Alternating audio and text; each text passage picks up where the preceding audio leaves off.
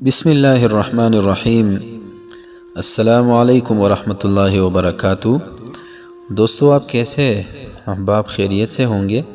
اللہ تعالیٰ آپ کو خوش رکھے، دنیا اور آخرت کی خوشیاں بلائیاں نصیب فرمائے۔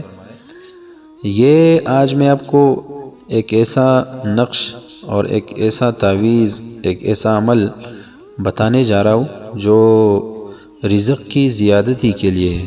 آج کل آپ دیکھیں رزق سے برکت بھی اٹھ گیا ہے، اور رزق کی اور بھی بہت سے مشکلات میں لوگ وہ پھنس گئے۔ تو یہ نقش، یہ تعویذ، یہ عمل آپ کر لیں، انشاءاللہ آپ کے رزق میں اللہ تعالیٰ برکت اور زیادتی ڈالیں گے۔ تو جو شخص چاہے کہ اس کے رزق میں زیادتی ہو تو اسے چاہیے کہ انار کی لکڑی کے قلم سے تعویذ لکھ لے۔ انار کے جو لکڑی ہے نا، اس سے آپ قلم بنائیں، پھر اس قلم کی مدد سے آپ کسی بھی نماز کے بعد ایک وقت معین کر کے آٹے میں گولیاں بنا کر دریا میں ڈالیں۔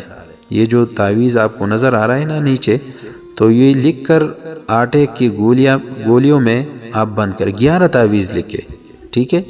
11 عدد تعویذ لکھے، پھر 11 عدد آپ آٹے کے گولیاں بنائیں، اس میں یہ تعویذ ہر گولی میں یہ تعویذ آپ بند کر دیں، ٹھیک ہے؟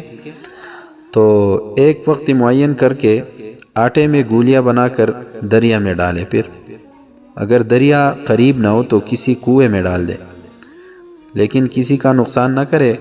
ایسا نہ ہو کہ آپ ایسے کنویں کا سر جو ہے نا آپ کھولے کہ کسی اور کا نقصان ہو جائے، ٹھیک ہے؟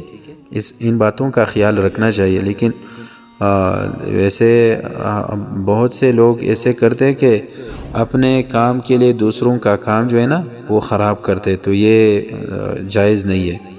انشاءاللہ تعالیٰ ایسا کرنے سے بہت جلد رزق کی زیادتی ہوگی۔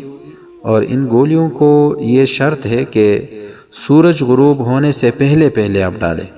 جب سورج غروب ہو جائے تو اس وقت یہ نہیں ڈالنا چاہیے، سورج غروب ہونے سے پہلے ڈال دے۔ یہ مجرب نقش ہے، ٹھیک ہے؟ جو نقش آپ کو نظر آ رہا ہو اسی طریقے سے آپ بنائیں، بسم اللہ کر کے بنائیں، ٹھیک ہے؟ بسم اللہ لکھ لے، کوئی مذائقہ اس میں نہیں ہے۔